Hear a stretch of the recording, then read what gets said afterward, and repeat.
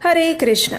प्रत्येक मास में 2 बार आने वाली एकादशी तिथि परम भगवान श्री हरि को अत्यंत प्रिय है। ये ऐसा विशेष दिन है जिस व्रत के पालन करने से मनुष्य अपनी समस्त मनोकामनाओं को पूर्ण कर सकता है और जीवन के अंत में परम भगवान श्री कृष्ण के आध्यात्मिक लोक को प्राप्त कर सकता है। माघ मास के शुक्ल पक्ष में आती है ऐसी एक विशेष एकादशी जिसका नाम है भैमी एकादशी। इस एकादशी को हम जया एकादशी के नाम से भी जानते हैं और इस बार ये एकादशी आ रही है 8 फरवरी 2025 शनिवार के दिन। इस बार की एकादशी के दिन प्रातः ब्रह्म मुहूर्त का समय है 5:37 पर और सूर्योदय होगा 7:13 पर। इस एकादशी व्रत का पारण करने का समय है अगले दिन यानी 9 फरवरी 2025 रविवार के दिन सुबह 7:13 से लेकर 10:52 के बीच में। इस बार की जो एकादशी है उसका पारण समय यानी कि द्वादशी के दिन वराह द्वादशी भी आ रही है और वो है भगवान वराह देव का आविर्भाव दिवस,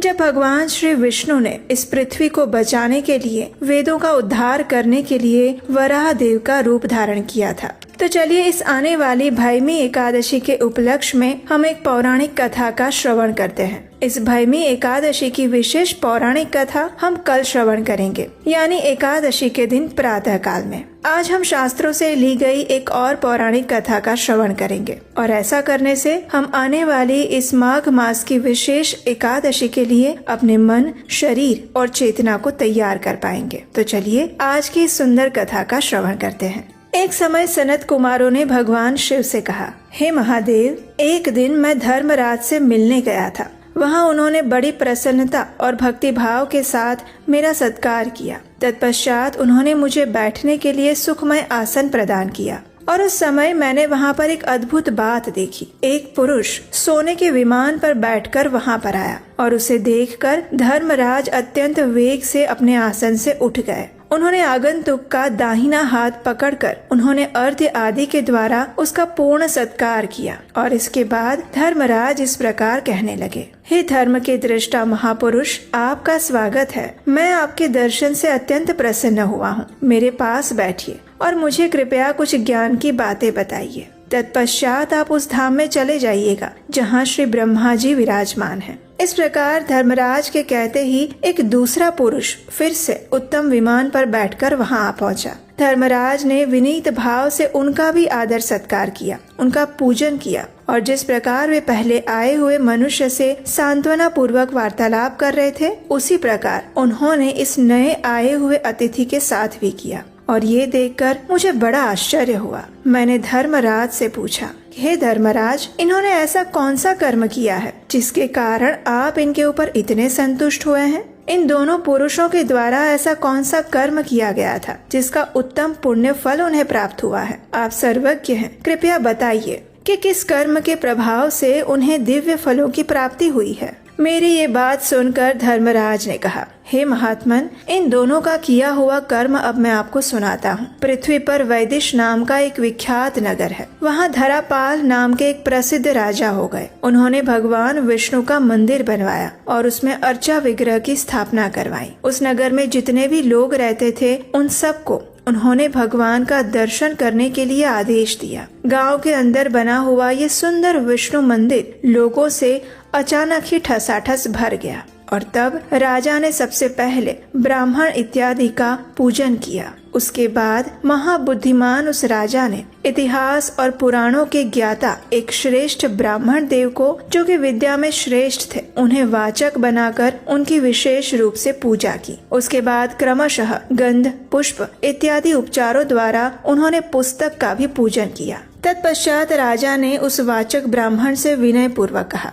हे द्विज श्रेष्ठ, मैंने जो ये भगवान विष्णु का मंदिर बनवाया है उसमें धर्म का श्रवण करने की इच्छा से चारों वर्णों के समुदाय एकत्रित हुए हैं। इसलिए कृपया करके आप इस पुस्तक का, धार्मिक ग्रंथ का पठन कीजिए और इस समय ये 100 सुवर्ण मुद्राएं उत्तम जीविका के रूप में आप ग्रहण कीजिए और 1 वर्ष तक प्रतिदिन आप कथा पढ़िए। जब 1 वर्ष समाप्त हो जाएगा तो पुनः मैं आपको धन प्रदान करूंगा। हे मुनि श्रेष्ठ, इस प्रकार राजा का आदेश पाकर वहाँ पर पुण्यमय कथा और वार्ता का श्रवण क्रम चालू हो गया। अनेकों वर्ष बीत गए और राजा की आयु भी धीरे धीरे क्षीण होने लगी और अंत में राजा की मृत्यु हो गई। और उस समय मैंने और भगवान विष्णु ने भी उनके लिए एक विमान भेजा था और वही पुरुष सबसे पहले यहाँ पर आए थे। और ये जो दूसरे ब्राह्मण यहाँ आए थे, उन्होंने सत्संग के द्वारा उत्तम धर्म का ये श्रवण किया था और इन कथाओं का श्रवण करने से श्रद्धा के साथ उनके हृदय में परमात्मा की भक्ति का उदय हुआ था। हे मुनि श्रेष्ठ, उसके बाद उन्होंने उन महात्मा वाचक की परिक्रमा की थी और उन्हें 1 माशा सुवर्ण दान दिया था। सुपात्र को दान देने से उन्हें इस प्रकार के फल की प्राप्ति हुई थी। इस कथा का समापन करते हुए महादेव जी ने कहा, जो भी मनुष्य पुरुष इस पुण्य प्रसंग का महात्म्य श्रवण करते हैं, उनकी किसी भी जन्म में कभी दुर्गति नहीं होती। वे जीवन के अंत में भगवान के परम धाम को प्राप्त करते हैं। और इसीलिए एकादशी के दिन परम भगवान श्री हरि की दिव्य कथाओं का निरंतर श्रवण और कीर्तन करना चाहिए। एकादशी का व्रत पूर्ण निष्ठा और श्रद्धा भाव से करने के बाद अगले दिन द्वादशी पर इस व्रत का निर्धारित समय के अंदर पारण करना चाहिए। निश्चित समय में अगर पारण ना किया जाए तो ये व्रत अधूरा माना जाता है। और पारण करने से पूर्व किसी भी सुयोग्य ब्राह्मण को या वैष्णव को अपनी क्षमता अनुसार कुछ न कुछ दान अवश्य देना चाहिए। जिस प्रकार दान देने से और कथा श्रवण करने से राजा और ब्राह्मण को परम गति प्राप्त हुई, उसी प्रकार एकादशी व्रत करके